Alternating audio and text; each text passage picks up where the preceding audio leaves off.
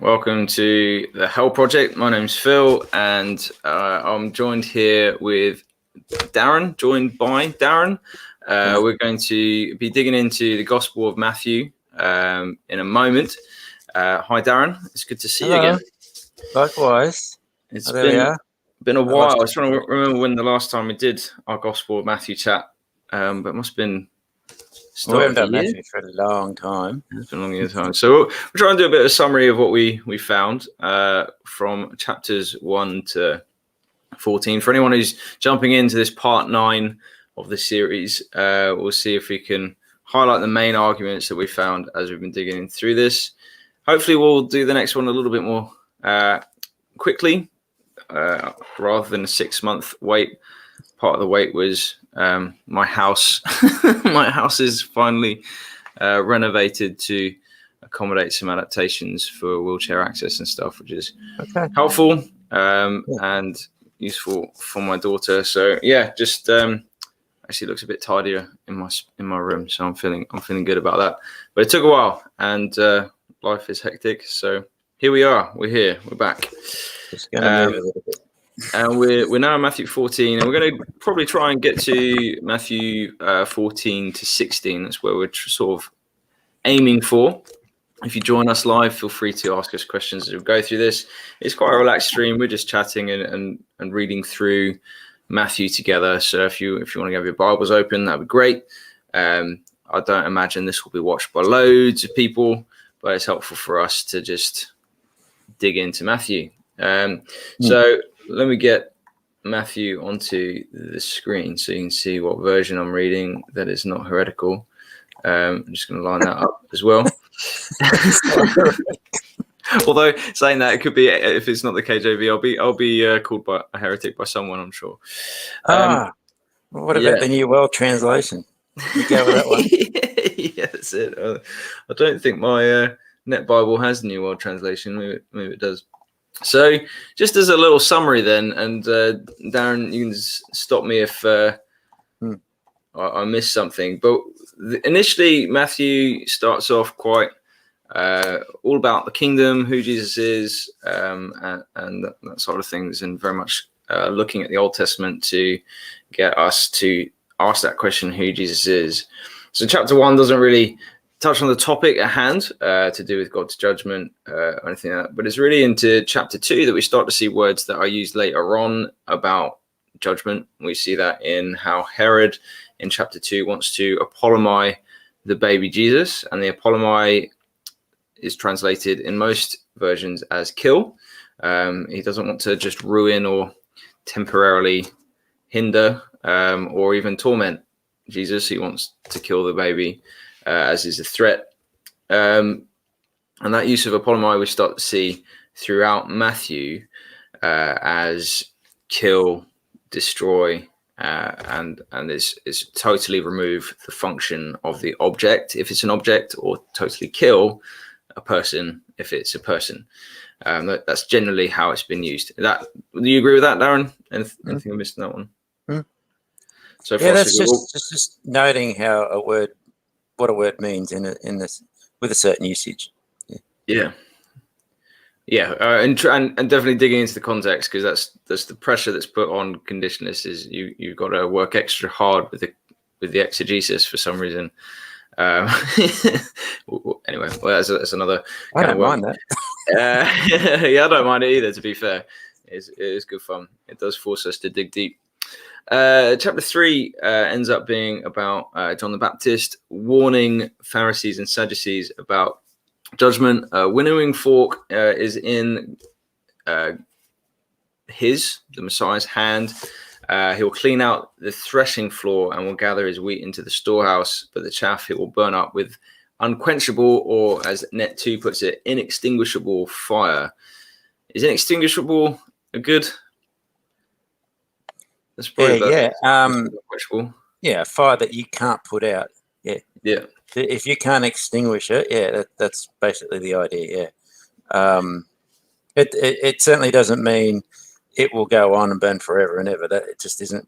It's never used that way in the Old Testament. That imagery and the word itself, it just means can't put out.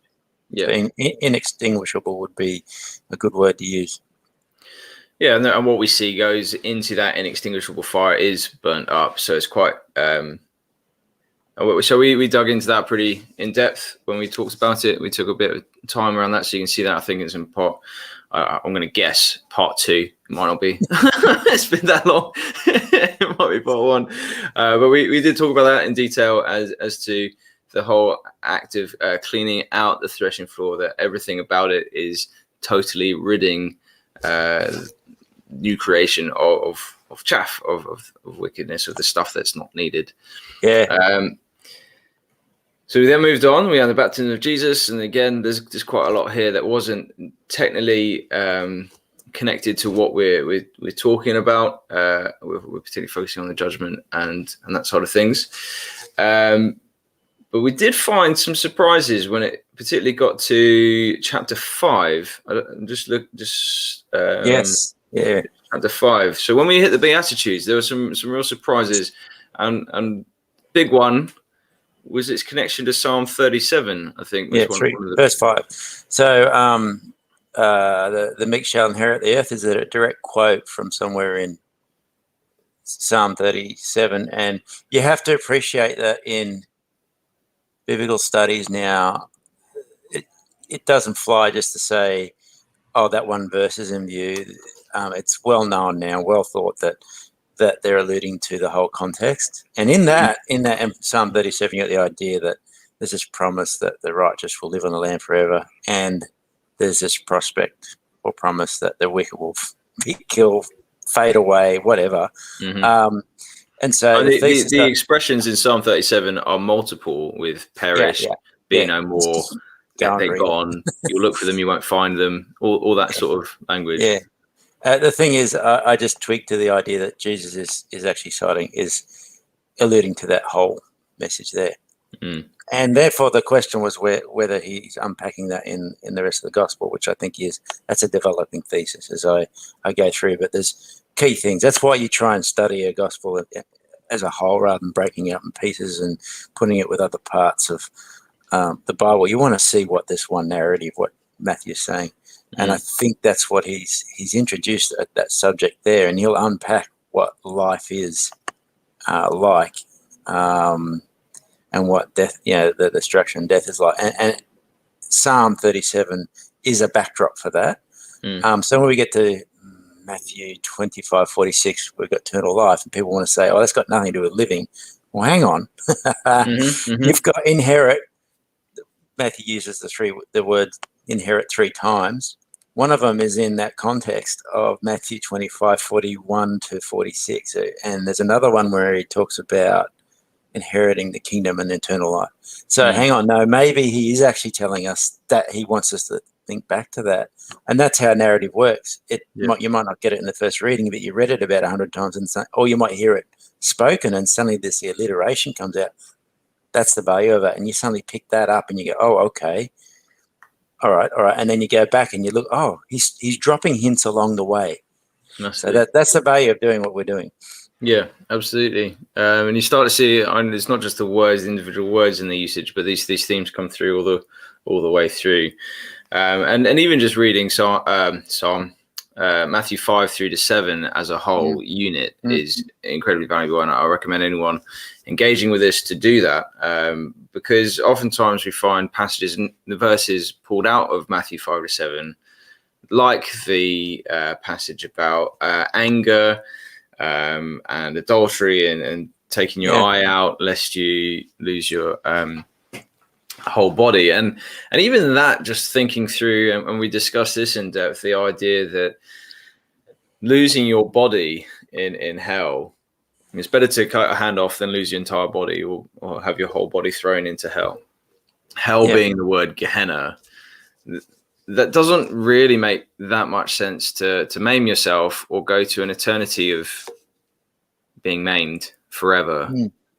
The contrast doesn't work as logically as lose a hand and keep life, lose an eye and keep life, over losing your body in terms of death. And the connection then with Gehenna is pointing to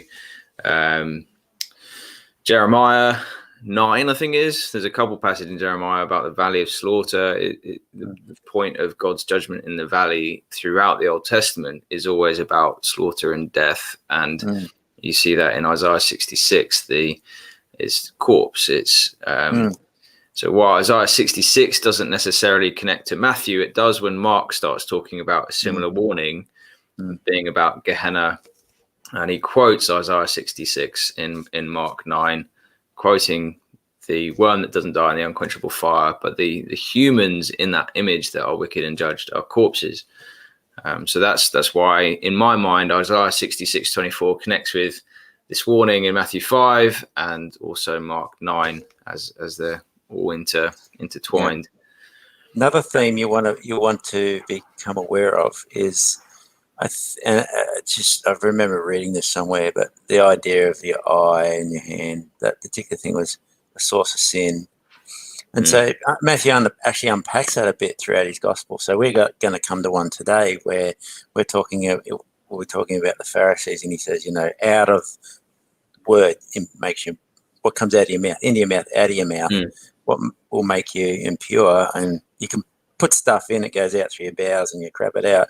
But then he says, what comes out of the heart and is what defiles you. So what comes out of the real person?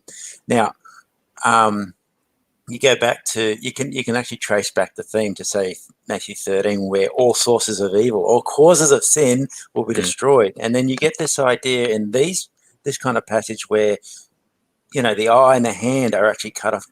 He focuses on that. I think most commentators would say there's something to do with, you see stuff, and that's a cause of a sin. So these themes are unpacked in different ways. And if that's, again, coming back to the narrative as a whole, and you start seeing that, you go, well, I'm not saying that you automatically have to draw those, dots.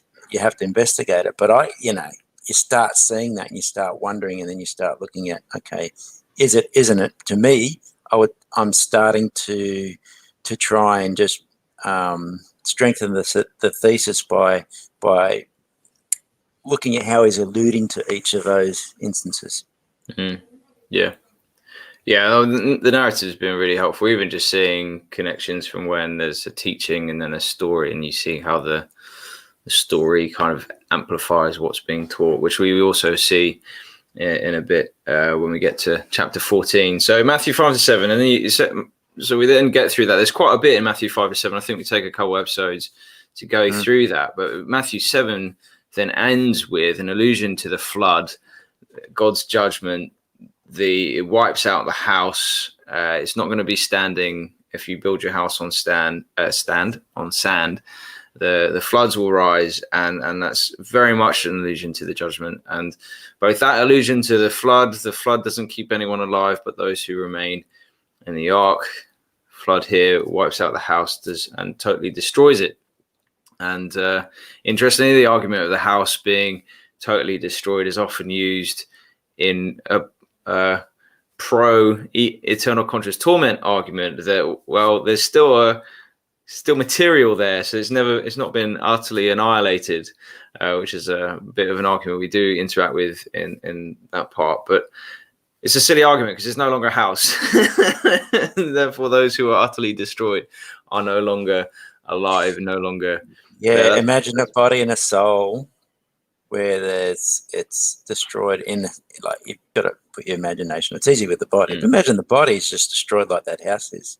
Nobody's going to say that person's or that body's alive. But if Matthew 10:28 says that kind of destruction happens to the body and the soul, no matter that we can't actually envision what that would look like for the material part, but he's saying, you know what, that is what's going to happen. It's not going to be alive. And that's the point. He cares about the question of the ongoing existence of the remains. Don't care. It's moot. But we'd still have to address it because people just assume that to them that's how they're coming at it. They're trying to figure out how non-existence relates to biblical language. So we've got to try and show how that relates. Yeah, definitely. So, although just to be clear on that, when the net, which I'm currently using at the moment, I'll probably jump between that and an NIV in a bit. The utterly destroyed that their net renders is actually ptosis, It's not Ptolemy. Pardon my any Greek scholars out there. I pardon my Greek pronunciation, but I haven't done a study on that one. So I think that means more of a falling and a downfall. But either so, even so, to the point where the house is in pieces on the ground. Well, yeah, that's the destroyed we're talking about. Yeah, it's a ruined house. So then we get to 8, and we have healings, lots of healings, and stealing of the storm. And there was something with the demoniac, but I can't remember what we discussed with it. It's the pigs. The pigs are often used as a torment argument. Yeah. Oh, there's that one. Yeah. So we addressed that argument that they expected eternal torment, and it's like So you have to go back to the videos. I don't want to go over it again. No, we won't go over that one, but yeah, look back in the past. If you've ever heard someone arguing that the pigs the demons in the pigs, they weren't in the pigs to begin with, so they expected torment. We deal with that, and so we see a lot of more healings and teaching and restoration healings all the way through. I'm just trying to think. Then we get to chapter 10, where the next big discussion is, and you'll find that again in the parts earlier, and we best not linger here too long, but it's very much about destruction in Matthew 10:28. Destroy both soul and body, as many versions render it, is a total destruction, and we're going to touch on that in a bit. We'll come back to Matthew 10:28 because there's a little bit for today. We'll just touch on a bit of something going on there for what we're talking about today. Yeah, so we'll come back to that. And then 11 and 12, there's a little bit around woes, and we talk about the extent of more bearable for Sodom on the day of judgment, and we discussed that. So there's the main thing is there. People will think, they'll see the term more bearable, and they forget that that's actually on the day of judgment, and they go, oh, it's going to be more bearable in eternity for grandmother than it is for Hitler. And we're like, hang on, come back to the text. What is that actually saying? It's day of judgment. So whatever's more or less bearable, and if it's relating to your experience of being brought before God and judged, it's on that day. Don't know how that's a proof text for anything past that day. Gonna have to extrapolate. I think that's just too much. Yeah. So that's the kind of reason we would stop and talk about that passage, is because it's used that way. Good. We've got a question. I'm not sure if it comes up in Matthew 13. I have a feeling there's something about it. So we've got a question that's just come up on the. Can you see that, Darren? That's come up on the screen. Why doesn't the Bible say that fallen angels will be killed, only that they will be tormented? We're specifically focusing on Matthew. That's probably a question. I would argue that they are. Matthew 13 explicitly is saying they are. That's what I was trying to find. I'm in Matthew 13 now. We don't want to go back over old ground. No, for too long. But if you just note the parable where you've got the wheat and the tares, the darnel, actually, I think it is. It's the good farmer sows it, and then the devil comes along, or he's actually an evil one or something. Comes and sows the wrong, something that looks like the wheat, but it turns out it's not.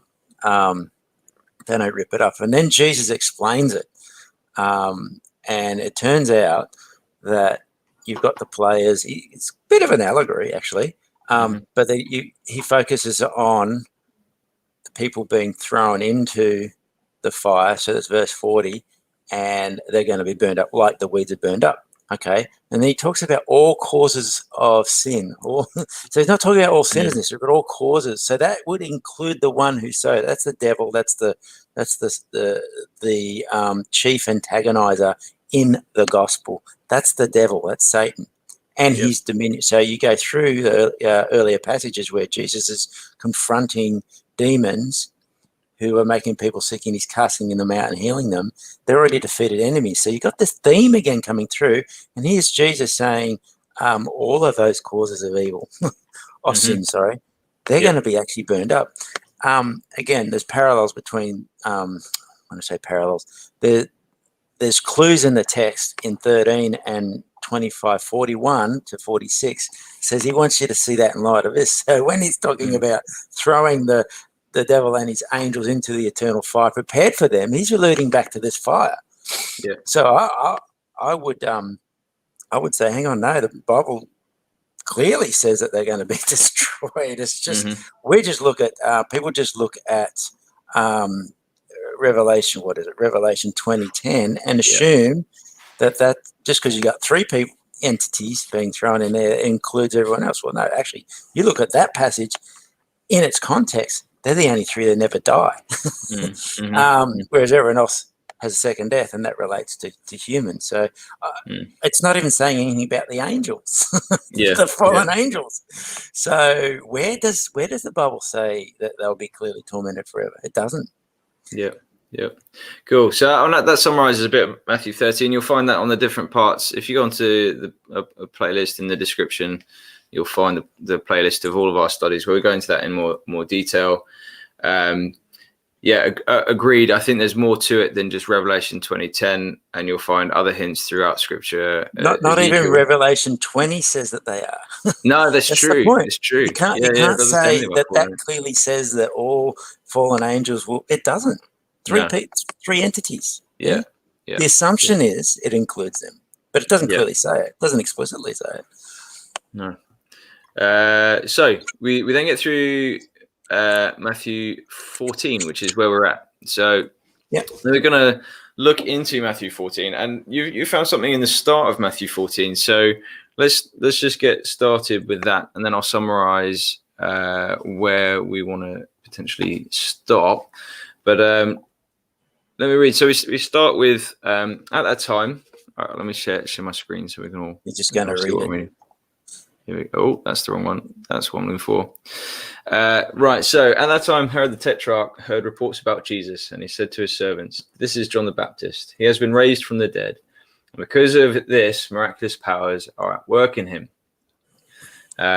I've read this quite a bit, but I've never noticed until I listened to a podcast on it. I've never noticed that this is like a flashback. It makes sense in the suddenly the flashback because Herod had arrested John, bound him, and put him in prison on account of Herodias, his brother Philip's wife, because John had repeatedly told him, "It is not lawful for you to have her." Although Herod wanted to kill John, he feared the crowd because they accepted John as a prophet. But on Herod's birthday, I'll read to 12. Herod's birthday, the daughter of Herodias danced before them and pleased Herod so much that he promised with an oath to give her whatever she asked. Instructed by her mother, she said, "Give me the head of John the Baptist here on a platter." Although it grieved the king because of his oath and the dinner guests, he commanded it to be given. So he sent and had John beheaded in the prison. His head was brought on a platter and given to the girl, and she brought it to her mother.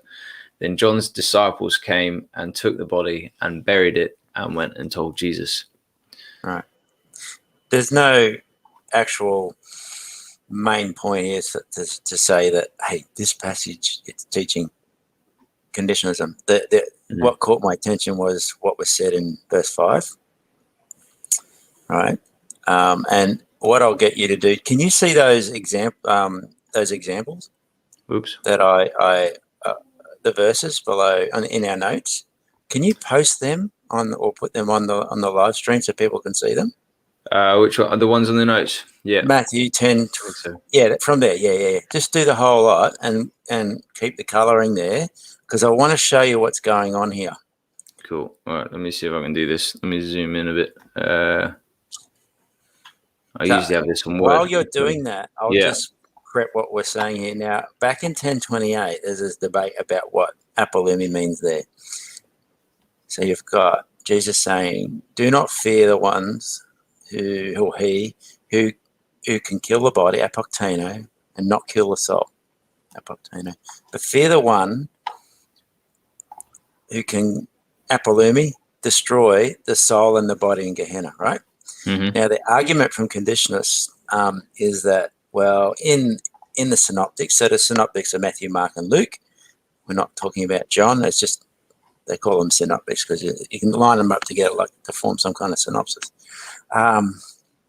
But in that corpus, you can see a particular usage. So when apolumi is used in a context where one person is apoluming another one, it always means to kill, right? Okay. Mm-hmm. Now, for some reason, that doesn't persuade traditionalists. It should, but here I've actually found a little bit more evidence that apoktano and apolumi in Matthew is treated synonymously, and you can actually see by the way sometimes apolumi is used, and sometimes, well, often apoktano is, the word for to kill, is used. Yeah. So the idea here, when I realized is that I'll just put it all together, and this is the kind of evidence that persuades scholars that an author is using terminology synonymously or with the same meaning. Now, to be clear, we're not talking about anything other than this specific way of using it. So again, apolumi is lost or ruined like a wineskin isn't relevant. It's how it's usage that's important. So when he uses it in this way of one person killing another or a group of people killing another person, he uses it synonymously. So when you go back to Matthew 10:28, you go, oh, he's just using synonyms that you can just demonstrate in his own gospel.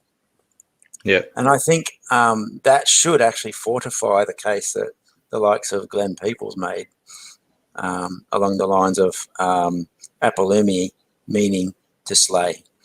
Do you want to discuss some of those examples, or is the point made? Yeah, I think the point's made. I think anyone that's looking at this can pause later on and just pause the stream and have a look at that. I think the evidence is quite, is a great find in that sense that it is synonymized by Matthew.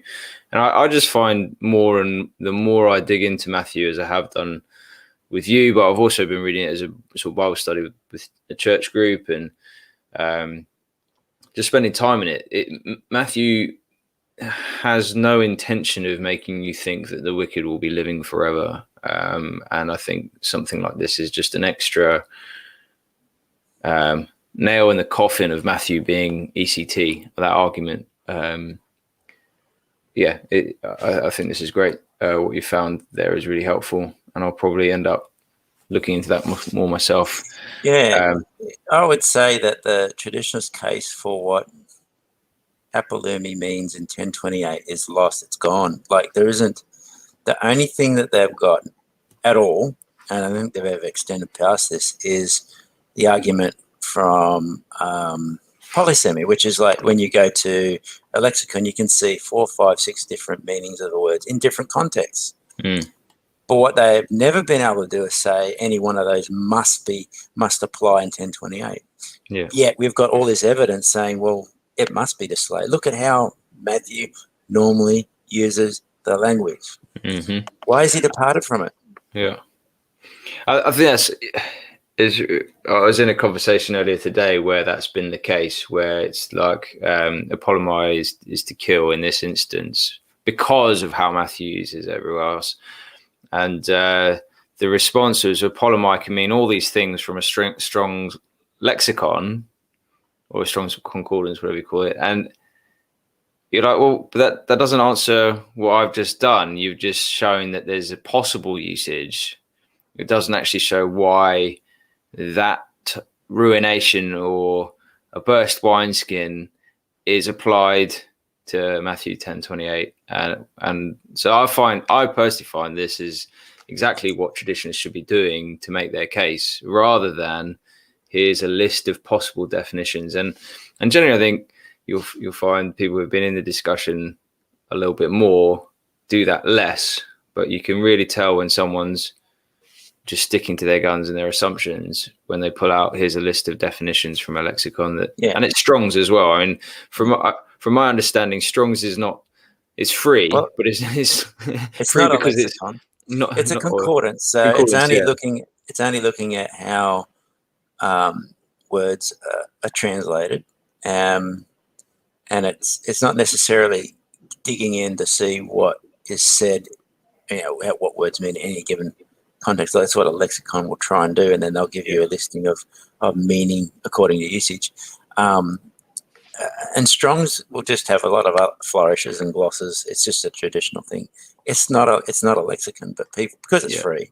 And Thayer's is the other one, which is outdated. That was written on the premise that there was a Holy Spirit language. But sure, I think a year after that, I can't remember his name, Deisman, he produced a work showing that all these documents from every day, like grocery lists and pottery, showed that Koine was just a common language, and he showed there was a lot more crossover between the biblical language and the everyday Greek, Koine. And so the lexicons that were created before that were outdated. But people, because it's free and online, people rely on it. It doesn't matter that he's a Unitarian. That doesn't worry me at all. It's just that in terms of methodology, it's flawed. And we've moved on. And one day BGAG, my favourite one, or Lower Niter, they'll be superseded by better tools. And I think there is a sort of idea that many will older is better, but in terms of biblical studies, and even just how the Qumran caves have changed things. So if you're clinging on to things that are in the 1800s, somewhat, then you're missing an amazing amount of biblical studies that show us to be dealing with better translations they're in the newer. It's not right because it's old. It's not right because it's new. It's right because it's based on better methodology. And to be honest, lexicography has advanced significantly in 100 years. It's just not just from the idea of we know more, which we do. We just it's exploded. But the way they categorize, way they research things, there's now exegetical tools over at the website. They have podcasts and they're talking about how they're going to now with computers be able to do a new kind of lexicography and understand words better than they ever had before, because they're going to be able to dig down and drill down into way more context where words are used and really get an idea of both the synchronic and diachronic use of words. So that's how they use at a given point of time, how they use throughout time, dia means through. That's happening. So in 50 years, what we got now, we might think, be the age. Well, it might actually be shown to have some errors because even lexicons are based mostly on tradition. They just rejig it, do a bit more wider research, and they're better, but they're still based on the same process. But what's happening now with lexicons is actually going to transform everything. But Strong's just still won't be any good. In the face of that, it's not even mentioned in any major book or any book I have on lexical tools, Greek tools, or anything like that. They just don't consider it. It's free, but so it's good. It's free. And that's I have used Strong's in the past, and it's only through interactions with people who've been doing this longer than I have, studying the Bible longer than I have, that I've started to realize that actually that's not the best way to engage. So not to bring the rabbit trail. Let's go back out where we were. Now, the idea here isn't to say don't start with Strong's. Okay. So you get to Matthew 10:28 and you say, here's a list of words. Okay, start with that. That's fine. That's a decent way to start. If you haven't got access to other lexicons, they cost a lot. Okay, start there. But then go back and look at the use of the word in its context to Matthew 10:28. And that's the work we've done to try and show you, it means to slay, not to ruin, to render you unfit for your original creative purpose. What? Well, that's the meaning that is assigned there by traditionalists. So that's okay to start there, but don't stop there. So when we're talking about Matthew, look at the evidence, like we just showed you today, how words are used. That was quite a rabbit trail. So let's go back to Matthew 14. That's what we do. So that's good. So at the end of 14, there's not really much that's connected No. to the conversation that we've done. So Jesus feeds 5,000. So he's trying to get away. He's mourning the loss of a friend. Goes away, but the crowd follows him. He then feeds them. Feeds 5,000. He then tries to go away again and gets the disciples to go out in a boat. But there's a storm that crops up. He then goes to them. Peter tries to walk on water, gets concerned about the storms and wind, and starts to sink. But it's not until Jesus saves him. Now, I think that connects back to some of the aspects of the parable of the sower and that kind of thing, where the concerns of the world start to fall away, and what would have been the result if he's not rescued? He would have perished, and died. So there's a little bit in there, but I think I best not read too much into that, because there's allusions to other parts of Matthew in what was happening there. Yeah. That fair? That's a fair summary. I don't want to go down another rabbit hole. But I skipped over a lot of that. Well, I read it, but I decided not to, because I found a verse in verse 13 in chapter 15. I think warrants a lot of attention. Cool. And so, you could go back and reread and then see other allusions. It's a good idea to read the whole thing. Just go back, read the whole thing, and read the gospel over, and you might see more there that I've missed. But I'm conscious that we talk too much, so I just didn't want to do too much. We do. We're already 40 minutes in, and we're right. So let's get to this in chapter 15. I've summarized 14. Do read it. We're not wanting to skip over scripture here, but this is what we're focusing on. So let me just share the screen, and we'll go straight into Matthew 15. And that should come up on the screen. There we go. So chapter 15. And we're focusing in on 13. I'll just go up to verse 20, if that works. The whole pericope. Well, pericope is not quite. The whole section is 1 to 20. There's there's what's called an inclusio, I think, in 2 and 20, where he talks about impure, makes you impure or something like that. An inclusio you just regard like a parentheses in English. So everything else in between is some kind of, it's on this one major point, and it might be unpacked in different ways, or but that's what, when I say inclusio, that's what I mean. It's a parentheses. It's bracketed off, and we're having some little development of a theme that's not necessarily, that will be somewhere related to the whole, but you treat it as a single unit first, and then you figure that out, even though it's in light of what's around it. Yeah. Cool. That's helpful. So chapter 15, then Pharisees and experts in the law came from Jerusalem to Jesus and said, "Why do your disciples disobey the tradition of the elders? For they don't wash their hands when they eat." He answered them, "And why do you disobey the commandment of God because of your tradition? For God said, 'Honor your father and mother, and whoever insults his father or mother must be put to death.' But you say, if someone tells his father or mother, 'Whatever help you would have received from me is given to God,' he does not need to honor his father. You have nullified the word of God on account of your tradition. Hypocrites! Isaiah prophesied correctly about you when he said, 'This people honors me with their lips, but their heart is far from me, and they worship me in vain, teaching as doctrines the commandments of men.' Then he called the crowd to him and said, 'Listen and understand. What defiles a person is not what goes into the mouth. It is what comes out of the mouth that defiles a person.' Then the disciples came to him and said, 'Do you know that when the Pharisees heard this saying, they were offended?' And he replied, 'Every plant that my heavenly Father did not plant will be uprooted. Leave them. They are blind guides. If someone who is blind leads another who is blind, both will fall into a pit.' But Peter said to him, 'Explain this parable to us.' And Jesus said, 'Even after all this, are you still so foolish? Don't you understand that whatever goes into the mouth enters the stomach and then passes out into the sewer? But the thing that comes out of the mouth comes from the heart, and these things defile a person.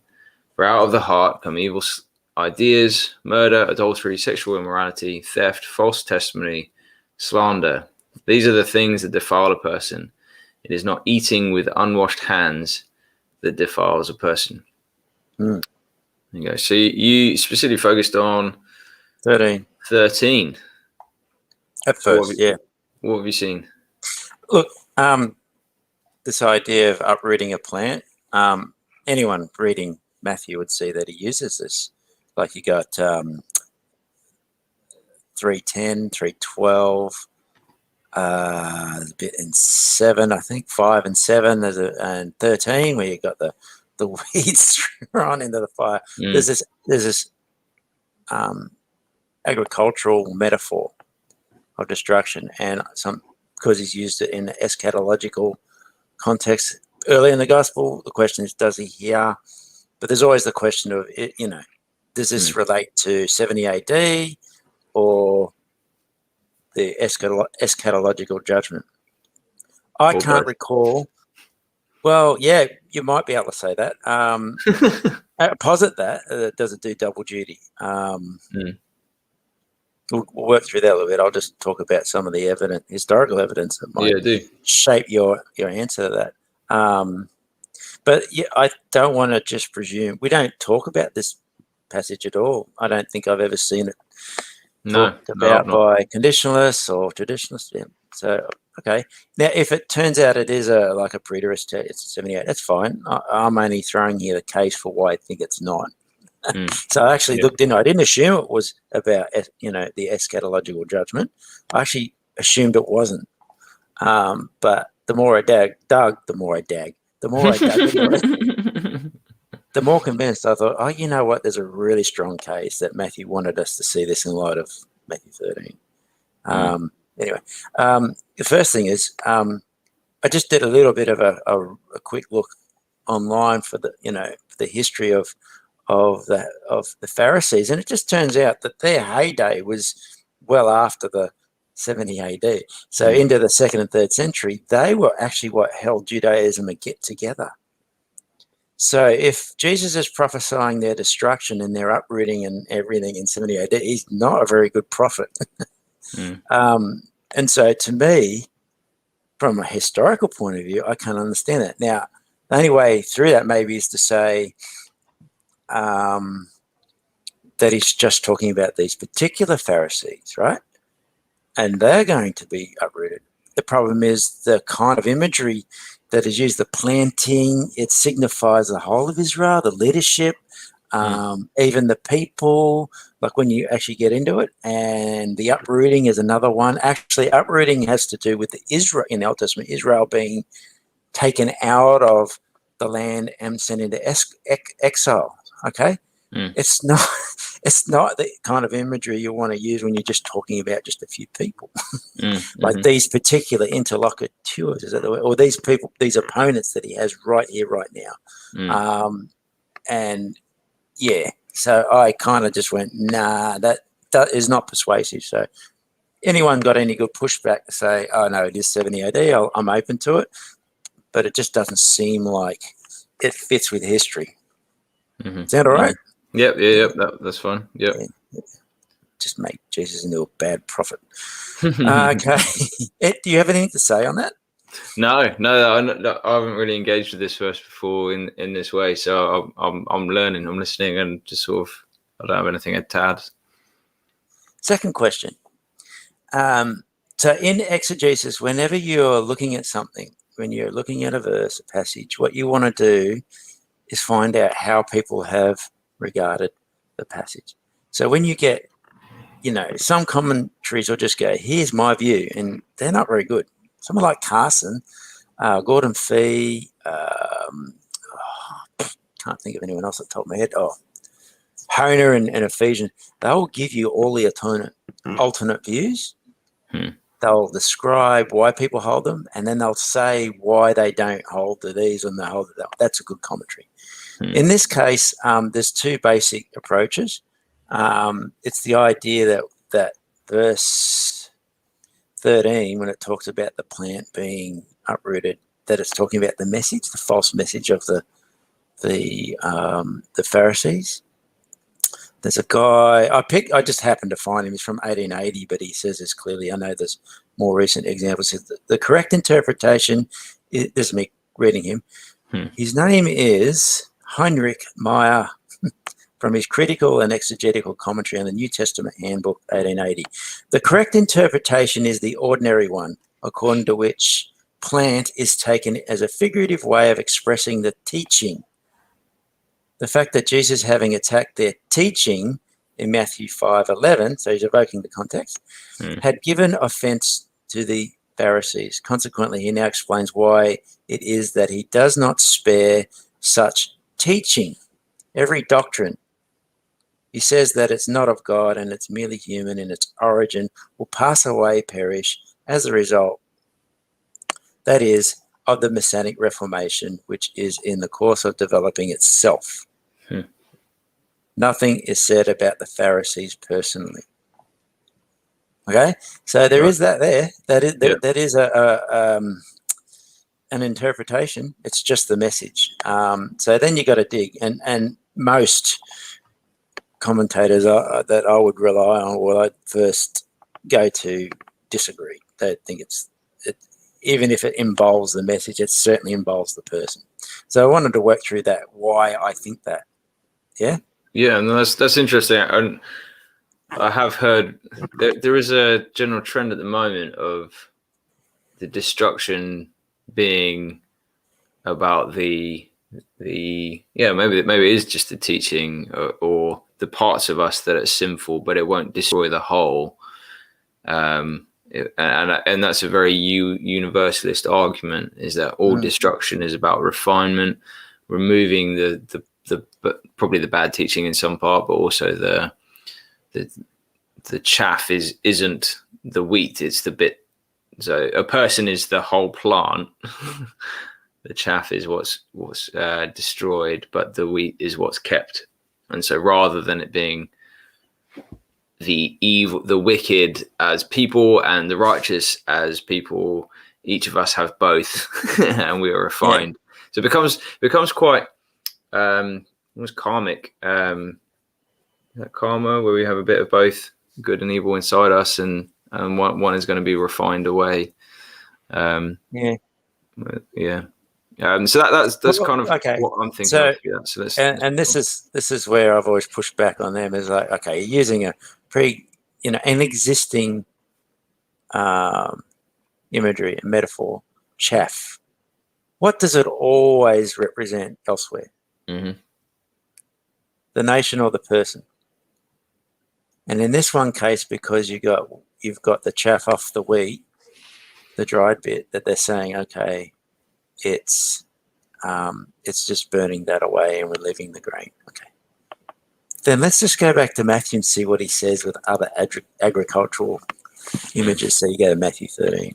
That's a whole person thing. He's making the same point often in different ways, and this is another case of it. In this case, planting is a metaphor used of Israel as a whole, okay, or of people. It's not a metaphor that was ever had anything to do with a message or had anything to do with a part of a person. All right. Mm-hmm.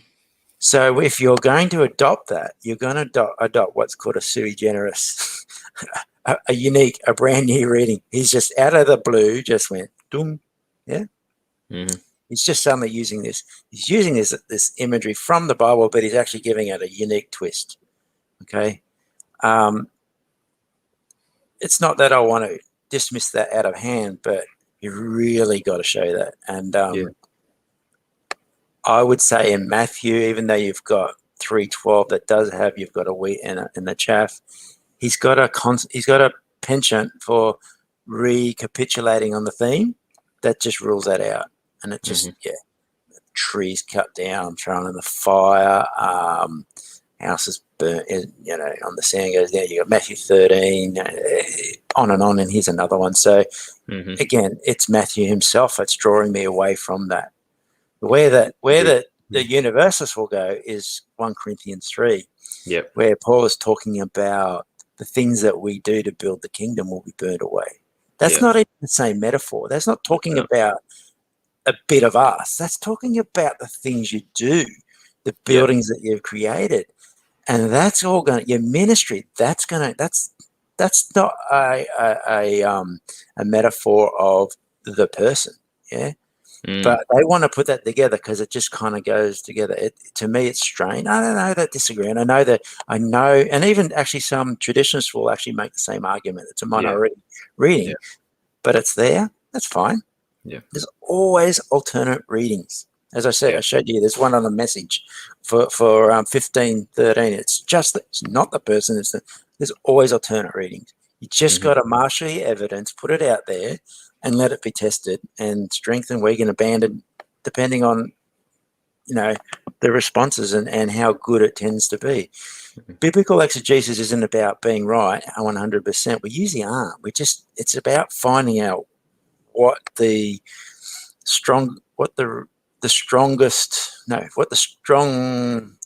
evidence supports. And sometimes the evidence supports this evidence for this view or that view, but there's just more for this side. Yeah.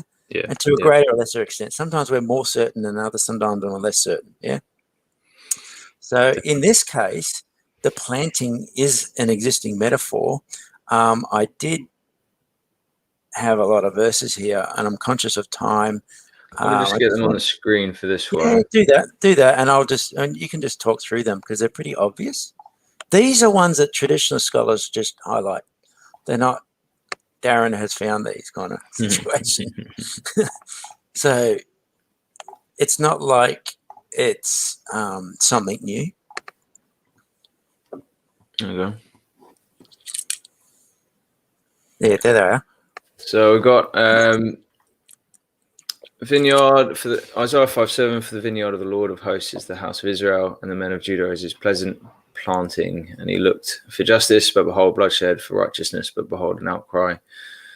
Isaiah 60:21. So the people will be the righteous, they shall possess the land forever, the branch of my planting, the work of my hands, that I might be glorified. Have a look at that. They'll possess the land forever. Yeah. The branch of my planting. Yeah. Now Isaiah 61, so we'll jump to the bottom. Well, that's a very important one for Jesus. Quotes this directly in his own teaching. That they may be called oaks of righteousness, the planting of the Lord, that he may be glorified. And then Psalm 92, the righteous flourish like the palm tree and grow like a cedar in Lebanon. They are planted in the house of the Lord. They flourish in the courts of our God. Good themes. So the only reason I've got these, and I know it looks like I'm just going out in the broader context, is that I can't find anywhere in the Old Testament where planting, the metaphor is used of a message. It's always about the nation as a whole, as a people. So we have to be careful about that. If you want to bring those notes back up, that was useful. Because I'll just go on to the next point. Yep, go for it. Now the context. Now I know we had a little bit of someone saying up above at 5:11. Focus on the message in the context. But if you have a look in that context a bit more thoroughly, you can see, no, hang on, the person is involved here. So I'm down to Matthew 5:18 here. I'll just see where you are. I have to switch back. Yeah. So the idea here is Jesus is saying what's coming out of the person from the heart, that's what defiles a person. So, there's messages coming out from them or whatever it is. The heart, you have to have an understanding of what the biblical view of the heart is. Yeah? The gut. I'm just seeing why I put this in my notes. Okay, first of all, we'll just go through this bit.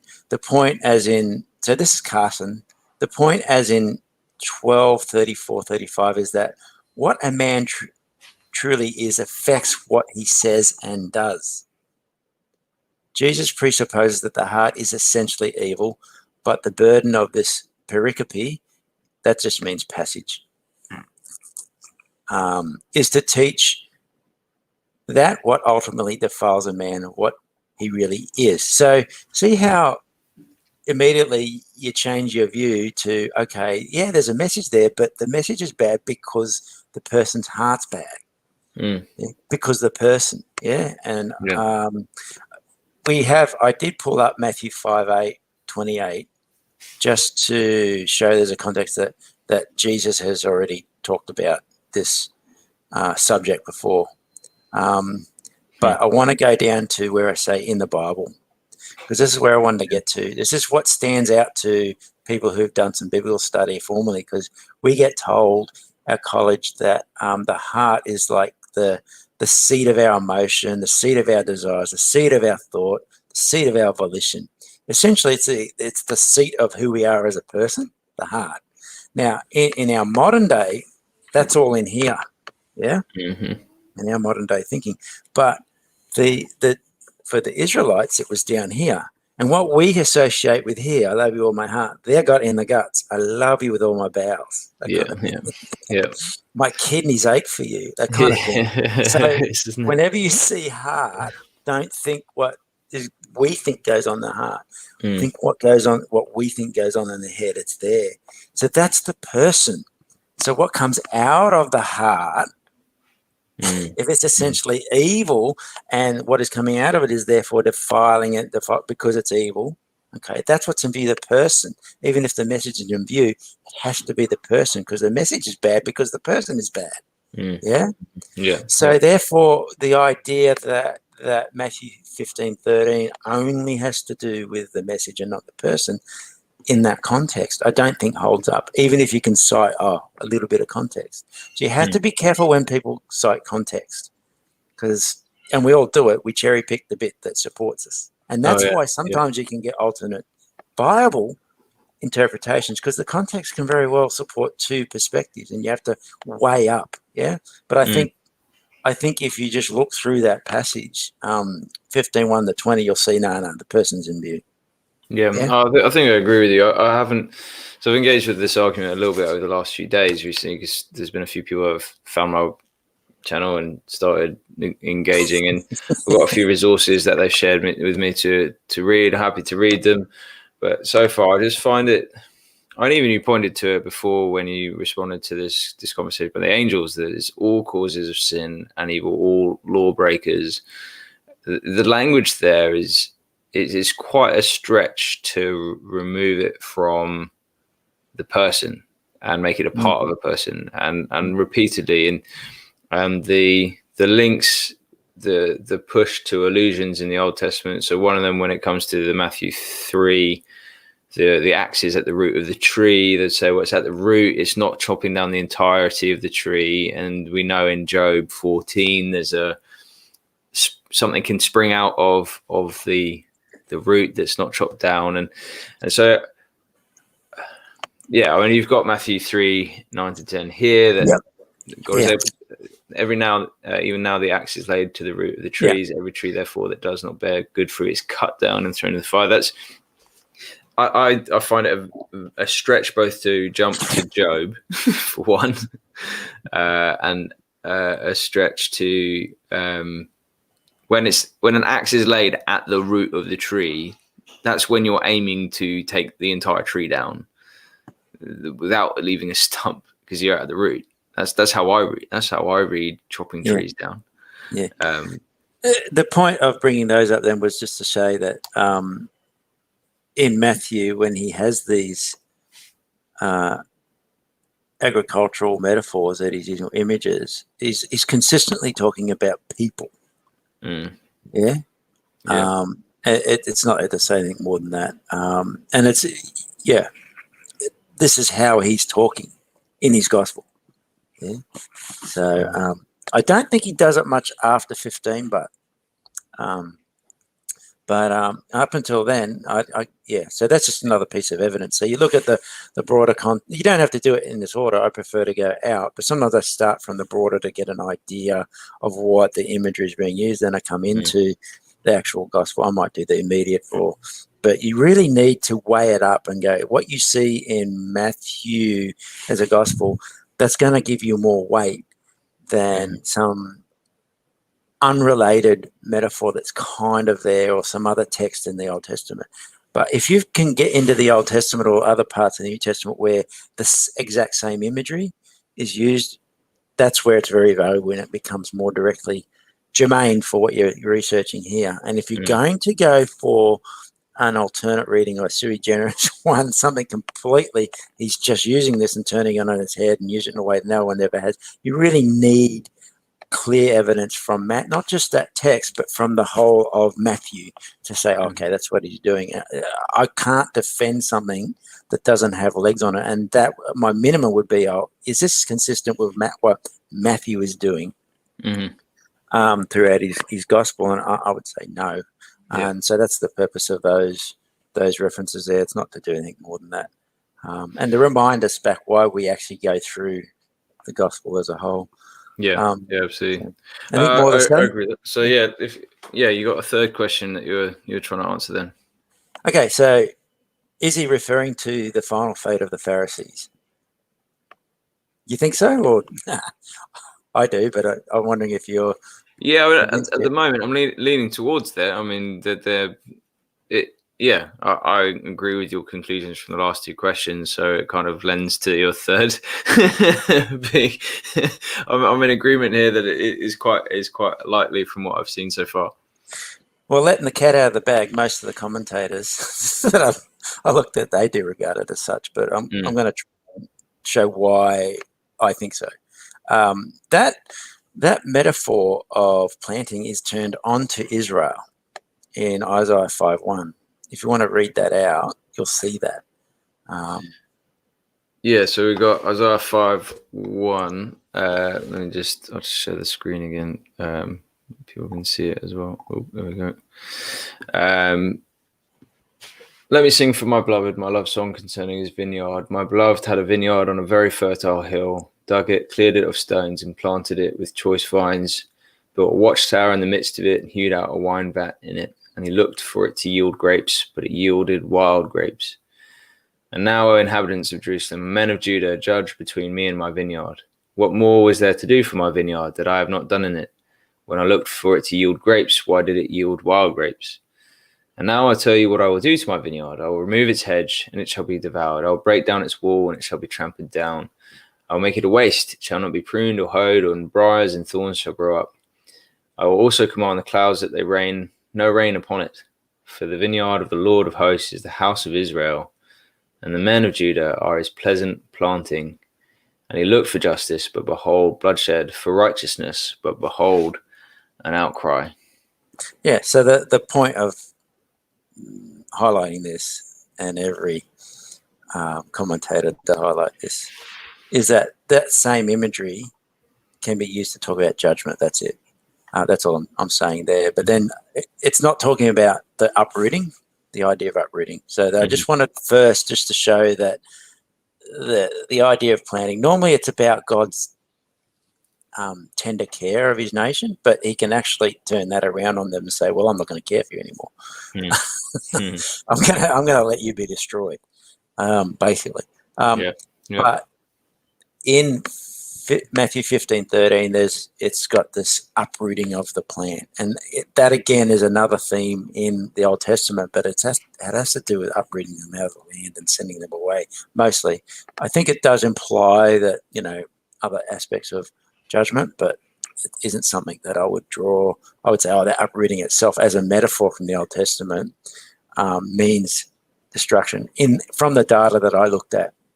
I didn't get across it all, but that seems to be what it's about. But when I came to the commentators, they were saying, yeah, it does. Several of them regard the idea of uprooting as referring to eschatological judgment or a veiled metaphor for final and complete destruction. So you can see there I've written Leon Morris, Donald Hagner, Charles Quails. And Morris is definitely are they all traditionalists? Yes. Yeah. But the question is, are they right? So for me, I went back to Matthew. Okay, this is the interesting bit. This is it. Support for this view is when you start noting how this passage.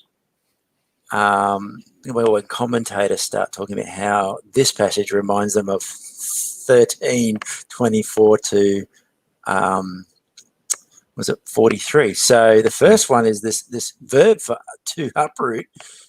It's only used twice in Matthew, and the other place it's used is in that parable where the wheat and the weeds were sown, and they said, "Don't root them up yet. Don't pull the weeds out yet. Don't do that. You'll destroy the wheat. Wait till the harvest." Okay. All right. So you start thinking, okay, we probably want to start thinking in light of Matthew 13. Where are we? This idea of gathering, Matthew 13:29. He said, "No, lest the gathering of the weeds you root." Oh yeah, it's root up. Sorry, that's the same. That's the verse. And then there's other indications that Matthew intended his audience, to view what Jesus is saying in 15:13 in light of Matthew 13:24 to 43. He ends up describing the eschatological judgment in terms of complete destruction of all people in the superheated fire. So I'm just giving that context there. Now, David Turner says, Jesus' command that the disciples leave the Pharisees alone echoes the command of the farmer about permitting weeds to grow in the wheat until the harvest. Now, I looked at that word, ephete, I think it is pronounced. So leave them, and it's used a lot. It often means to forgive, but here it's just leave it alone. And it seems like there's the form of the word is used again, which isn't used a lot in Matthew. And okay, yep. Now, if you were listing this in Greek, that would stand out because it's a specific form of the word. Leave it alone, and so you start piling up this idea, reasons for thinking, okay, he's alluding back to that passage.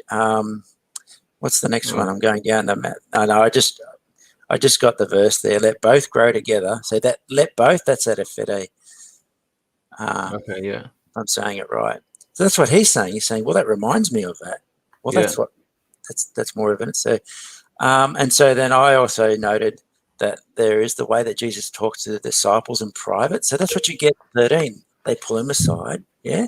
It's the same kind of thing. And he gives a private interpretation, he explains it to them. That's the same dynamic. And the last thing on my mind that makes me think of chapter 13 is what Jesus says in Matthew 5:18-19 echoes Jesus' statement about who is thrown into the fire. So I've got the verses there. So in 13:40 to 42, it says, just as the weeds are gathered and burned with fire, so will it be at the close of the age. The Son of Man will send his angels, and they will gather out of the kingdom all causes of sin and all lawbreakers and throw them into the fiery furnace. In that place there'll be weeping and gnashing of teeth. So in 15:18-19, you've got, but what comes out of the mouth proceeds from the heart, and this defiles a person. For out of the heart comes the evil thoughts, murder, adultery, sexual immorality, theft, false witnesses, and slander. Now, all I'm getting at is that the causes of sin, that all causes of sin. So, it's kind of when these lists aren't listing like when we see lists like this, and you might correct me on this if I'm wrong, but these aren't like a list in the sense that Jesus has just thought of every single list under the sun, and these are just the most important. This is a list that sort of is inclusive of all sin. That's what Paul does in his letters when he lists things out. His point is that this sin comes because the person is sinful. They cause the sin. They do the things because it comes from the heart. Yeah. Whereas in 13, they cause. It's a different way of talking about the same thing. You cause sin in the world.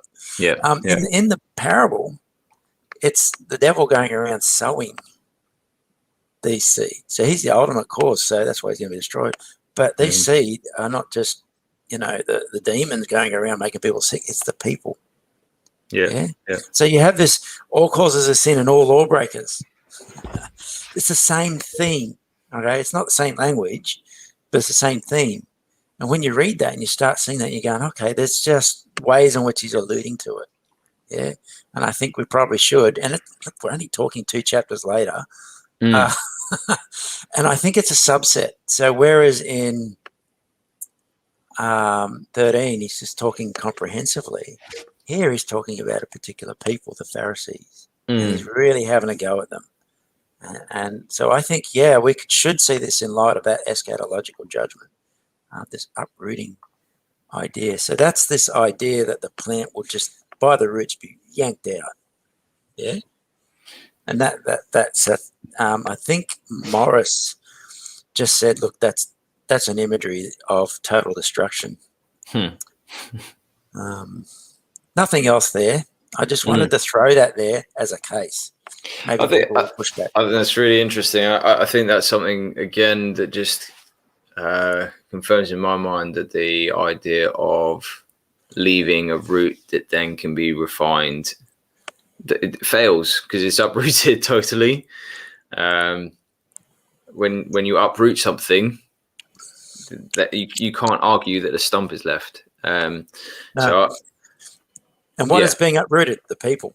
The people, yeah, and it's very much the people. So I definitely, appreciate looking into that in that way. I think that's why I like digging into these things. That it's not necessarily about being right in an argument, but when it's something that you're like, I don't have an argument in response just right now, but it doesn't quite sound right. Let's look at the rest of what Matthew says, and Matthew answers your question, and it says, actually, this is more convincing to my mind of how Matthew talks, that it's the whole person being uprooted, a whole person being a tree, being chopped down, a whole person being chaff, rather than this selective destruction type argument that seems to be quite common. Often it's the nation. Yeah. As a corporate entity. Right. Yeah. That's made up of individuals.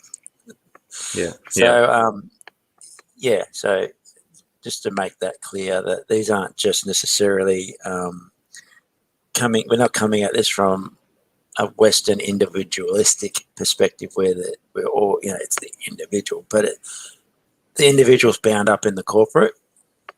So what happens to the leaders also happens to the people. The leaders sin, the whole nation's going to be judged. And that's what the planting metaphor does as well. One commentator said, I think it was Leon Morris said, they represent the people. So this is quite a profound thing that Jesus is saying here, even though he's critiquing them and criticizing them.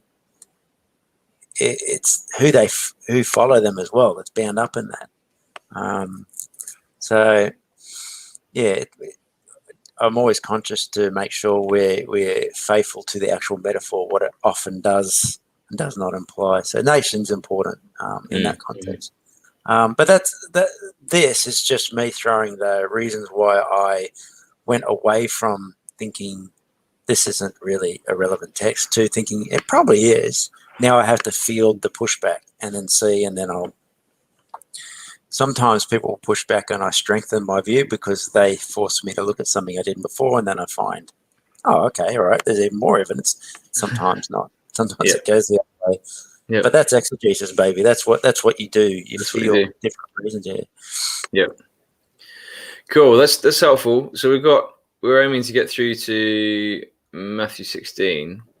There's only one other area that I think we need to bog down in. The rest we can just summarize and move on.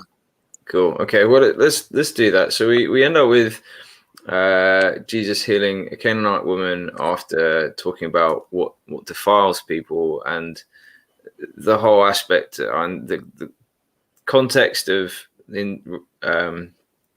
inter-society relationships between Canaanites and Jews, worth looking into and getting into the weeds a little bit of this. But also it shows that by Jesus' interactions with the Canaanite woman, where someone would say that they're defiled, he's showing that she's not, and she's healed and made clean. And that's an important part of why it fits into the rest of this passage. And then Jesus continues to heal throughout the region, and that's a repeated theme throughout Matthew. You get these short paragraphs of what it looks like when the kingdom of heaven comes.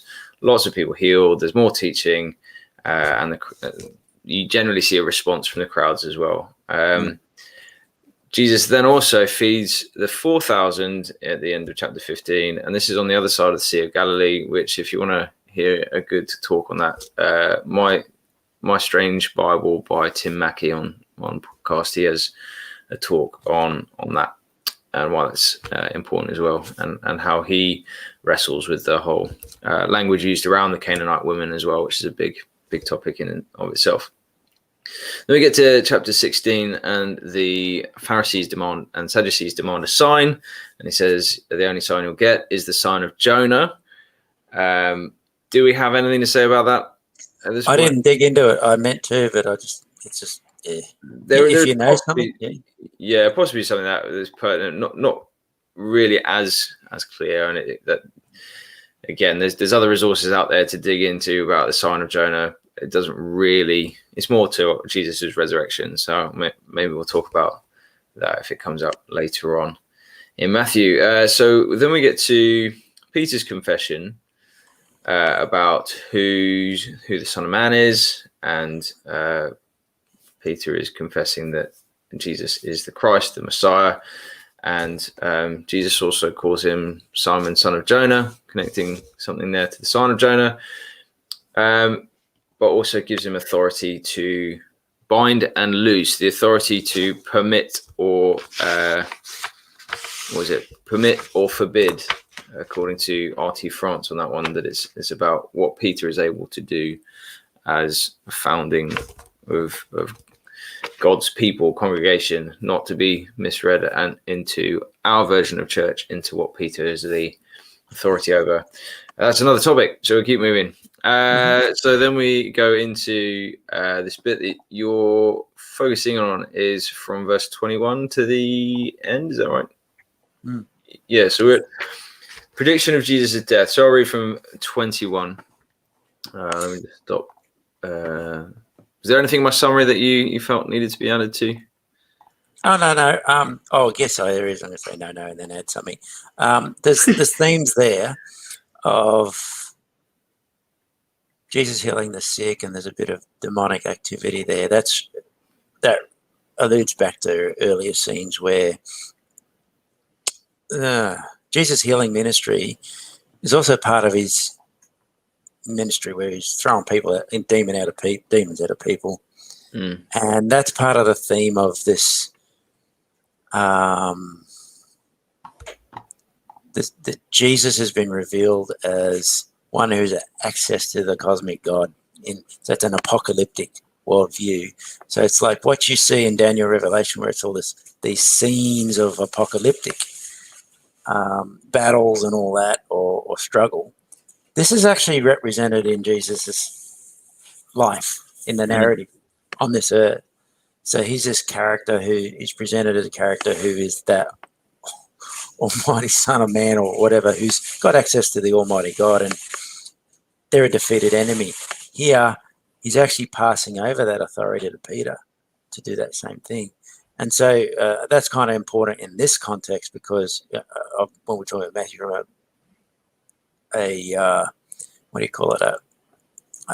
the conditionalist point of view, is because when you get to texts like Matthew 13, where Jesus is clearly exercising that authority in an end time context, like an eschatological context where it's destroying them, it's including all those powers, all evil.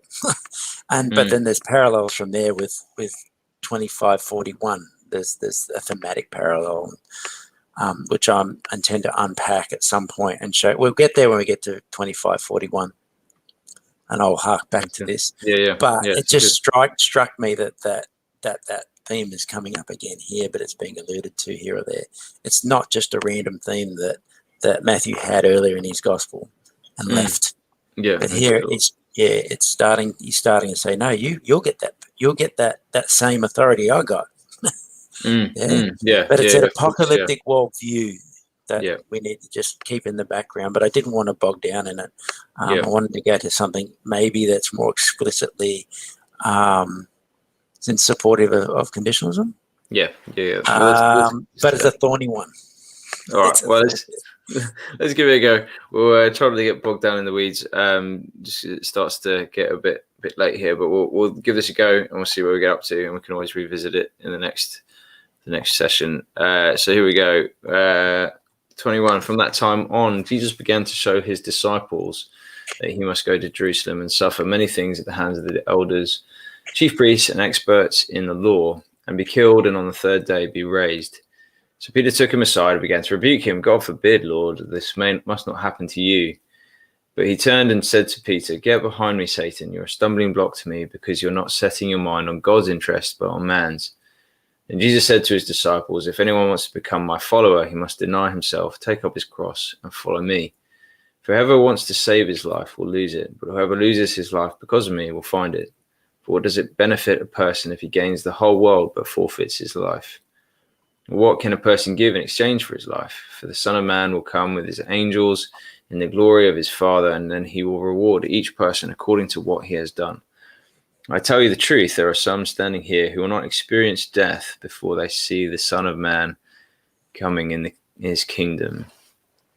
So I can see conditionalists saying, "Oh, look, it's you take up your cross, prospect of dying, you'll lose your life. If you try to save your life, you'll ultimately lose it." And we will think in terms of you won't live forever anymore. What would be the traditionalist response to that?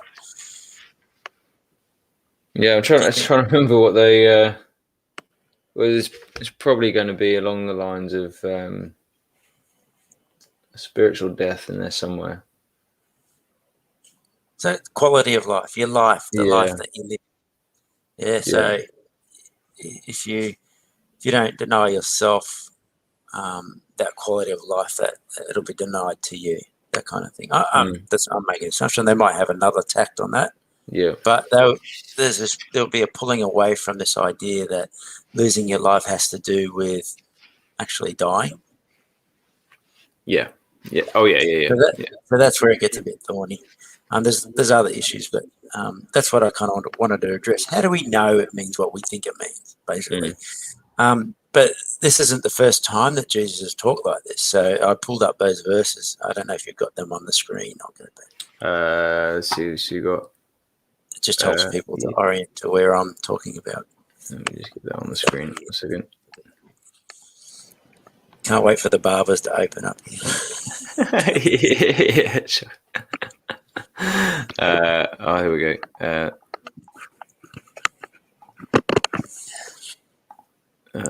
There you go. There. Right. There you go. Yeah. See that? Why have I got Matthew 10:21? Well, if you go back to that whole chapter, it starts out with Jesus commissioning the disciples, sending them out. Then he talks about how they're going to face opposition. Then we're dragged for the courts and so forth. And he gives them a bit of reassurance there. Don't worry, you'll get told what to say at the time. You'll be beaten, all that. But then he says something. Then he gets to this point of brother will deliver brother over to death. And the father and his child and his children will rise up against parents and have them put to death. And you'll be hated for all my name's sake, but the one who endures to the end will be saved. Okay. That's context for later on, and we're not going to go to 10:28, but when Jesus says something a bit similar to what he's saying here, and says in Matthew 10:34 following, do not think that I've come to bring peace to the earth. I have not come to bring peace, but a sword. For I've come to set man against his father. Yes, so you remember back in 21 what he's saying? Well, if that's happening, well, maybe your father will go and kill you. Yeah, and daughter against mother, and daughter-in-law against her mother-in-law, and a person's enemies will be those of his own household. Whoever loves his father and mother more than me is not worthy of me, and whoever loves the son or daughter more than me is not worthy of me, and whoever does not take his cross and follow me, he's not worthy of me. Whoever finds his life will lose it, and whoever will lose his life will find it. Now, people might still say, oh, okay, yeah, but it's a breakdown of the the family life and you lose a quality of life. But no, I think in this context, where he'd just been saying, you know what, you very likely would be killed by your family members. This is what he's getting at here. He's already talked about it. And so we come back to this passage where he's recapitulating on that theme. You go, okay, all right. That's one reason why we might think he's talking about actual losing your life in terms of dying. You agree with that? Yeah. It's hard to emphasize it reading this and going, I've lost the edge where I could see it from a traditionalist perspective these days. I'm very aware that I need to, try and be a bit more empathetic to their arguments at times. But it makes sense to me from what you're saying. Yeah, and if you come back to our passage that we're looking at now, so that's Matthew 15:24 to 28. He'd just been talking about his own death. Yeah. He's just been saying to Peter, what does he say in 21? From that time, Jesus began to show his disciples that he must go to Jerusalem and suffer many things from the elders and chief priests and scribes and be killed. Yeah. Yep. And on the third day be raised. And Peter's going, no. And he goes, get away. So this get behind me, Satan. He's just saying, it just means a verse. Just look, don't divert me from that. That is what's going to happen. All right, stop. Yeah. Your hindrance to what I'm going to go and I'm going to die. Then he says to them, if you're going to follow me, you've got to deny yourself and take up your cross. So this is an audience of Matthew reading this or listening to this, hearing that, knowing that Jesus had died in a context where he's saying, I'm going to die. Yeah. So taking up your cross isn't deny the things. It means you're going to give up everything. Even to the point of the threat of death, you will die. Yeah, we've definitely overly spiritualized what taking up the cross actually means. Yeah. So this is what Carson says. Yeah. Taking one's cross does not mean putting up with some awkward or tragic situation in one's life, but painfully dying to self. In that sense, every disciple of Jesus bears the same cross. After Jesus' death and resurrection, the emotional impact of these sayings must have been greatly heightened, but even before those events, the reference to crucifixion would vividly call to mind the shame and pain of such a sacrifice. It's all about the death. Well, he's kind of pulling back a little bit, but France says, subsequent Christians used the language of self-denial and even of cross-bearing. Subsequent uses of self-denial and even of cross-bearing has blunted the force of Jesus' words. They are more about literal death, following the condemned man on his way to execution. Discipleship is a life of at least potential martyrdom. It may be legitimate to extrapolate from this principle a more general demand for disciples to put loyalty to Jesus before their own interests and comfort, but that can only be a secondary application of the passage. Jesus' words are not to be taken as merely metaphorical. The cross and the losing life, which he speaks of, are literal, and it seems clear from verse 28 that he did expect at least some of his disciples to be killed because of their loyalty to his cause. Yeah. I mean, to me, when you look at it and you go, you look in the context, it's hard to say that the actual death is not involved when Jesus is saying someone who, what's the exact words he says there? There are some standing here who will not experience death. I know what I was getting at. For whoever would save his life will lose it, but whoever loses his life for my sake will find it. When he's talking about that, I can't see the evidence. To me, seems to point to strongly support the idea that you lose your life as in dying, and you save it by, not dying. Ultimately, you try and save your life now by not following me, as in not die, not be executed, not die along with me. You will ultimately lose your life. You'll ultimately die. Yep. And I think that's conditionalism. Oh, yeah, totally. And I think the early church saw it in that way as well. They were very, and Revelation is all about the blood of the martyrs. The consistency of martyrdom from the early church highlights that taking up the cross was a literal act of sacrifice, and Mm. willingness to lose your life for the sake of Christ was. That's how you do it. That's how you bring the kingdom, is by stopping violence, by allowing them to kill you rather than continuing to retaliate and bring forward. And while that may not be full on pacifism, we won't go down that route, but there's a definite non-violent aspect to the early church in how they sought to follow Christ by taking up their cross literally. That's been my reading. I find it very hard to not see that kind of sacrifice in these passages. Yeah. Yes. How do we know it's eschatological judgment? 27, for the Son of Man is going to come with his angels in the glory of the Father, and then he will repay each person according to what he has done. Couple of things there. To me, that's alluding back to 13:42, where he says, just as the weeds are gathered and burned with fire, so will also the close of the age. The Son of Man will send his angels, and they will gather out of his kingdom all causes of sin and lawbreak. So they send his angels. And if you go to 41, so Matthew 25:31, you'll see a kind of similar motif there where Jesus and his angels are manifested there, and there's this judgment scene. So it's eschatological. The two questions that arises in the next verse, because this does not fit with what I've just said there. Truly I say to you, there's some standing here who will not taste death until they see the Son of Man coming in his kingdom. So isn't that a more immediate thing? So that was the commentators just go to town on this. There's so many suggestions as to what's going on here. Basically, most of the time that just indicates that no one really knows. Yeah. But if you scroll down in the notes, I came across something I think that resolves the tension. So there's a picture of Carson's suggestion of a thematic chiasm. It's not a one that you'll see when you look at the verses. There's repeated words. It's a thematic chiasm. Do you see that? Yeah. I want you to put that on the screen. It's not up. Yep, it's there. It's there. Because the idea here isn't to say that, where am I? I've lost you.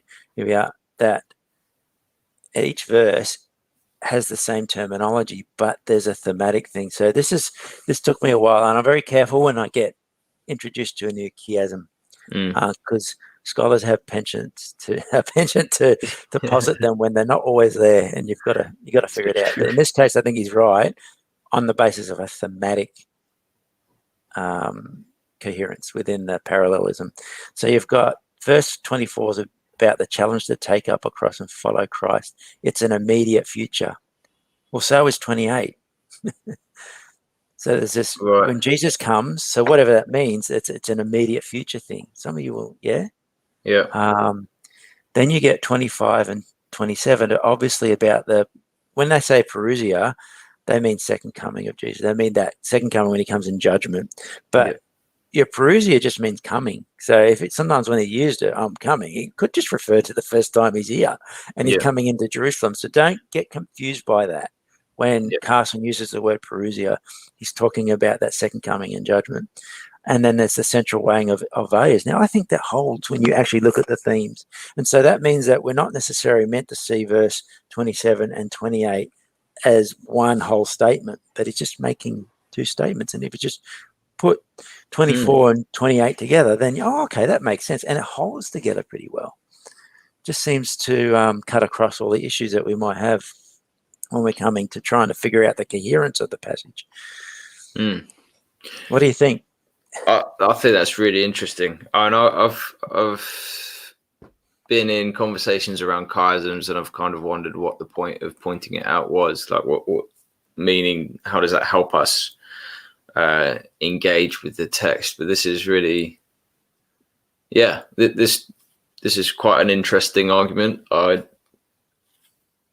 think it's an added way of, as you say, dealing with the issues of immediacy while also future.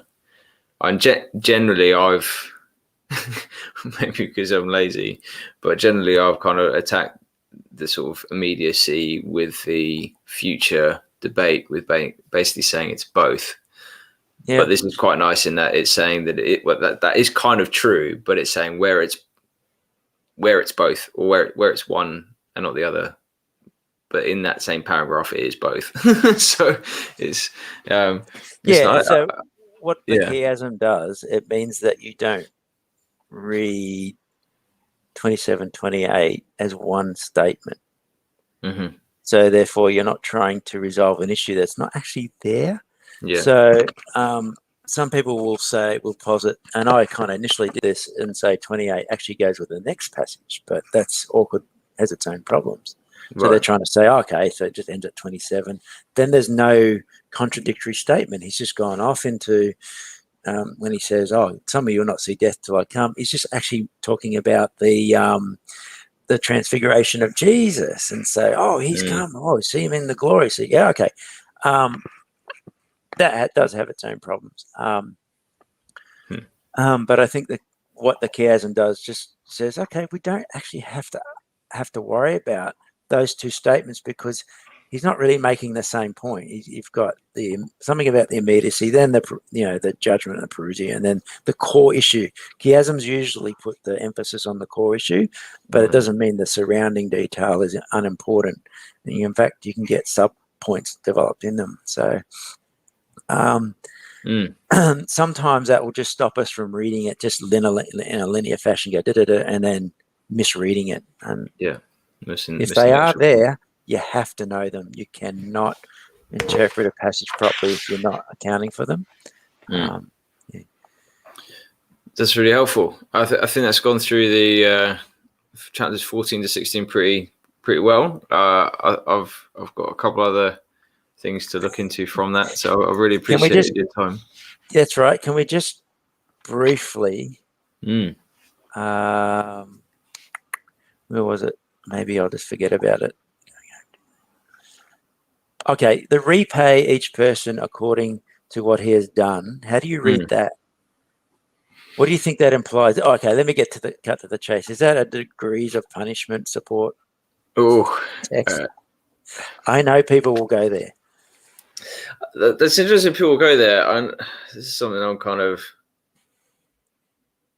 working out, I suppose. I mean, it's a reward for one. Like, it doesn't seem to be anything about punishment in that phrase. So, or is he saying, yeah, it doesn't seem to be talking about punishment in that aspect. So to reward someone for what they've done, unless we're saying punishment is a reward, I don't really see how that is talking about either condition like death or otherwise. Yeah. Look, it comes up. Traditionalists will go to this very issue and they'll say degrees of punishment, you're punished according to what you do. And therefore Hitler did worse, therefore he gets more punishment. Yeah. And they will not let it go at a conversation with a prominent academic historian here in Australia. He's an Australian, and he wouldn't let go of it. It's a dog with a bone.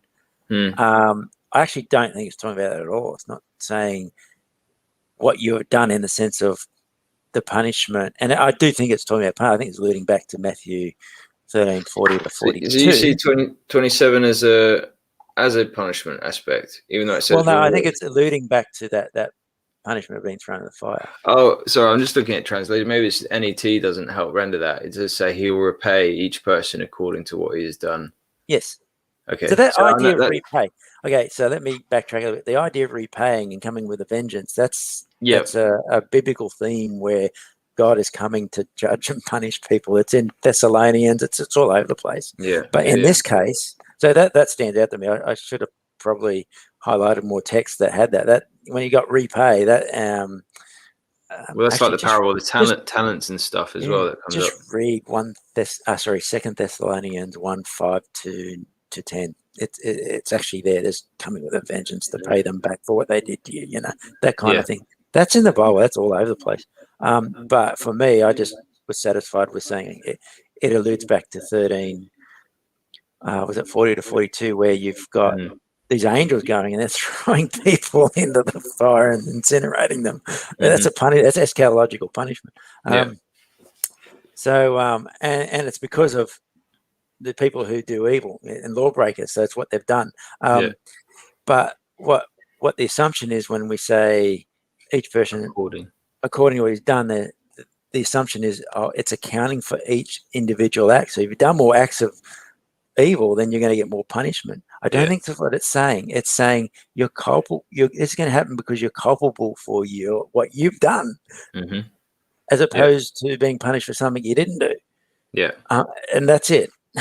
It's not to me not a degrees of punishment text at all, but just to say just a rationale for why you're punished in the first place, because you did bad things.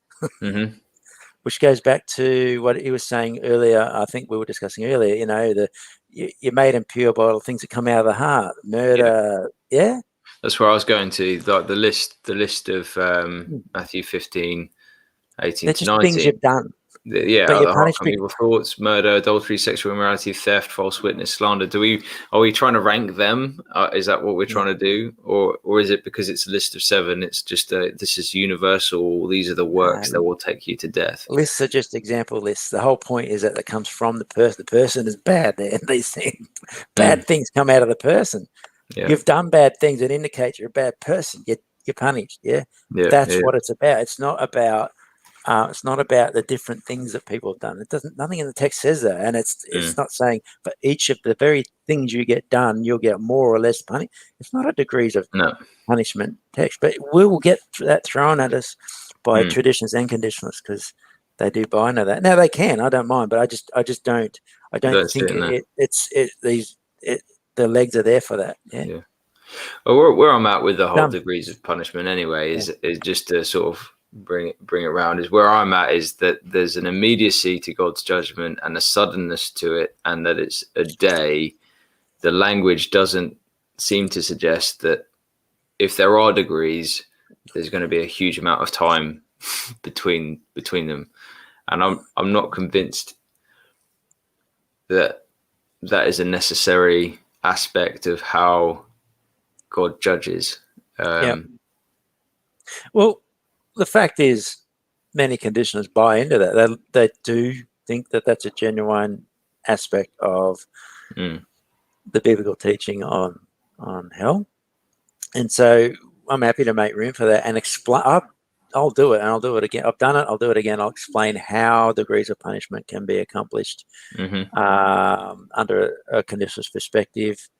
There's assumptions within traditionalism that there's this blipping out of existence, and therefore it can't account for it. But if it's on the day and you've got this fire of fury and a burning so much more intensely against Hitler than the grandma, it's gonna do. Even if you can't envision that really does accomplish a true degrees. Like, why not? Maybe God could just ramp it up to his maximum, the maximally intensity of his wrath on those purely evil people, and just really on that day just work them over. As he kills them. It's not two different punishments, but like, it's not any more or less difficult to explain that than to explain that grandma gets forever. And doesn't matter. I mean, if it's just gonna be an annoying noise in her ear for eternity, that is still torture. Oh, absolutely, it's horrendous. And that's something that I don't think. I remember trying to explain that to a traditionalist once on the Facebook group of, do you not understand that the duration of things is what makes it torture, and no matter what it is, the severity is horrendous. Or to leave someone in that state, whether they're doing it to themselves, becomes torture. It's why was it confinement, to leave someone on their own, confined in isolation for long periods of time, is a human rights abuse. we base our human rights on the right for even criminals to have some access to life, and that's yeah. Well, it's just a tendency to not grant conditionalists that the ability to say, "Oh, it could be done there." Just assume it, so just don't grant it, while assuming that punishment forever doesn't have the same problem. Yeah. And so they just can't. It's often just come at you and just say, "Look, you can't explain it." So annihilationism is wrong because living out of existence, and there you go. But I think Dr. Costa, Tony Costa, in one of Chris's debates, I think it might have been the Q&A when they were talking, he just did it. He said, "Oh no, that's not a problem at all." Some paraphrasing, but he just waved it away. It's not a problem for. After Chris had said it was, after Chris had explained how it was and why it was. No, it's not. Yeah. I don't think it's a problem, but it is for you, Chris, because that's the attitude that you get. Yeah. And so if you're going to go there, that's the debate you're going to have. It's not going to end. It's going to, but out of having those debates, I just thought, hang on, there's a lot of these texts don't actually support that. So why am I even buying into it in the premise that it is? Yeah. There's only actually one passage that might, and Glenn Peoples wrote a really good article on it. But all the rest of the texts actually don't. I know a lot of conditioners are going to hate me for it because they do actually think so, and that's fine. I just don't. The more I look into it, the more I realize, no, it's not. I just I don't find it a necessary part of the debate. I think if you want to argue it, then you set yourself up for your own. It has problems on either case to say that there's degrees of punishment. I'm happy to allow for it, but again, it's not something that I have to lose sleep over. I won't die on that hill. That's the sword I won't die on. That's not a cross I won't. And by die, I don't mean like some die to self in some metaphor. I mean, I won't actually playing there with the words, but yeah. But I won't plant my flag on the hill to the death of me, and just, I have to defend. I will actually help conditioners out with their explanations if they're talking to conditionalists. But I've also gone into battle with them and fought them over the validity of it. That's fine. That's what the debates are about. Yeah, well, it's worth wrestling over. So I think we'll wrap up around there. We've done three chapters, which will be good. And we're getting into 17 and particularly 18, where there's some very pertinent passages that throw into the debate. So we'll get them hopefully soon. Give us a couple of weeks and we'll try and organise another catch up and try and do it so that we get to the end of Matthew maybe by the end of the year. Yeah. Okay. Cool. All right. I'll just close off. If you guys like what you have heard, if you're watching this on Catch Up, you've seen some of the chat now. Loads more resources are on the Hell Project online. Highly recommend you get involved with the Rethinking Hell Facebook group. The conversations there are really helpful. Do keep digging in. Check the scriptures for what we've said. We could be wrong. We want to know. But we're convinced that without Jesus, we are dead, but he offers us life and new creation through the death and resurrection of Jesus. So if you want to know more about that, do message me, comment, follow me on Twitter, whatever you like to do. I do try and respond as best I can. And that's why I have this channel. So keep exploring this truth and I enjoy it. So here we go. Have a good rest of your day, night, wherever you might be. I'll see you later. Thanks.